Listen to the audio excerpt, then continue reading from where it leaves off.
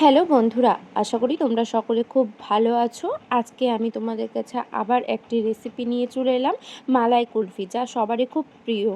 তার জন্য আমি 1 লিটার এখানে দুধকে গরম হতে দিয়ে দিয়েছি হালকা আছে, আর দিয়ে দিলাম 12-13টার মতন কেশর, এবং ভালোভাবে দুধটাকে আমি হালকা আছে জাল দিয়ে দিব। আর এইদিকে আমি মিক্স করে নিলাম যেটা আমাদের ছোট এলাচ, সেটা গুঁড়ো করে নিয়ে আমি এখানে মিক্স করে নিলাম। তোমরা চাইলে এমনি চিড়েও দিতে পারো। এইদিকে হালকা দুধ ওখান থেকেই তুলে নিয়ে আমি 10 টাকা দামের আমুল দুধ মিক্স করে নিলাম। এটাও আমি দিলে গেলে স্বাদটা আমার দুধের মধ্যে দিলে গেলে স্বাদটা আমার খুব ভালো হয়। যেটা আমি করে রেখেছিলাম দুধটা, সেটা আমি এর মধ্যে মিক্স করে নিলাম। আর এখানে আমি পেস্ট বানিয়ে নিব। তার জন্য আমি এখানে 50 গ্রামের মতন কাজু মিক্স করেছি, কয়েকটা পিস্তা বাদাম আর কাঠবাদাম দিয়ে এটাকে পেস্ট ভালোভাবে করে নিলাম জল ছাড়াই, এবং সেটাকে দুধের মধ্যে মিক্স করে দিতে হবে। এটাতে কি হবে, আমাদের যে কুলফির মালাইটা সেটা খুব গাঢ় হবে আর স্বাদও খেতে খুব ভালো হবে। এখানে আমি অন্য কোনো কিছু ব্যবহার করলাম না গাঢ় করার জন্য, এবং এটাকে হালকা হিটে ভালোভাবে ফুটিয়ে ফুটিয়ে গাঢ় একটা মিশ্রণ তৈরি করে নিতে হবে। তাতে কি আমাদের স্বাদটা খুব ভালো আসবে।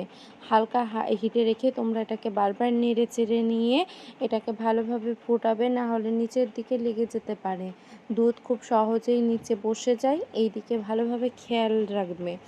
তোমরা দেখেই বুঝতে পারছো কালারটা কতটা আস্তে আস্তে সুন্দর হচ্ছে। এখানে আমি কেশরটাও দিয়েছি, সেটা একটা সেন্টও আসবে আর একটা স্বাদও খুব সুন্দর আসে।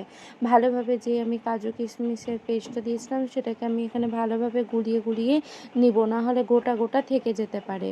তার জন্য আমাকে ভালোভাবে জিনিসটাকে এইভাবে নেড়ে চেড়ে নিয়ে ভালোভাবে মিক্স করে নিতে হবে। আস্তে আস্তে তোমরা দেখো জিনিসটার কালারটা কতটা সুন্দর হয়েছে। আর জিনিসটা ফুটে একেবারে 1 লিটার দুধ দিয়েছি, তার মধ্যে আমার 2 থেকে 300 গ্রামের মতন বাদ হয়ে যাবে। আর তারপরে আমার জিনিসটা গাঢ় হয়ে যাবে। এই সময় আমি এখানে 50 গ্রামের মতন চিনি ব্যবহার করলাম।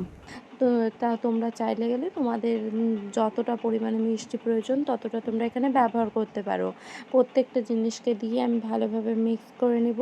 আর তোমরা দেখতেই পাচ্ছ আমার যেই পেস্টটা আমি কুলফির জন্য বানিয়েছি সেটা অনেকটাই হয়ে এসছে।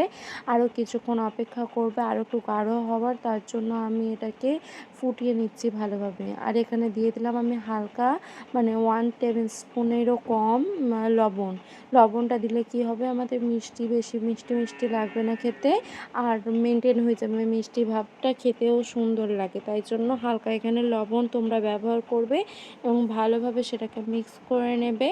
দেখো তোমরা বুঝতেই পারছো জিনিসটা আমাদের কতটা দেখতে সুন্দর লাগছে। আর কুলফির জন্য এরকমই গাঢ় গাঢ় পেস্ট দরকার, না হলে কুলফি ভালোভাবে জমবে না আর মোলায়েমও হবে না।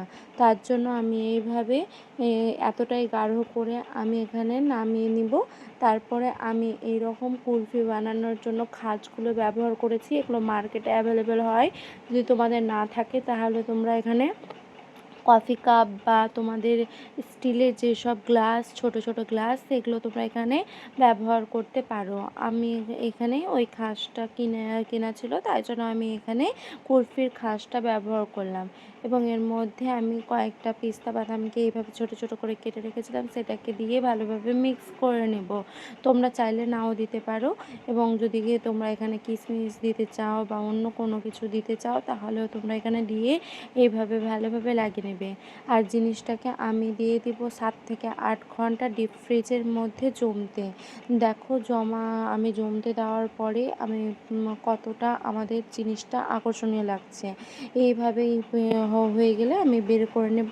মালাই বেঁচে গেছিলো, তাই জন্য আমি এইরকম একটা ছোট মটকাতে সেটা দিয়ে নিয়েছিলাম। দেখো জমার পরে কতটা সুন্দর লাগছে। তোমরা অবশ্যই ট্রাই করে আমাকে কমেন্ট বক্সে জানাবে যে তোমাদের এই মালাই কুলফি খেতে কেমন লেগেছে।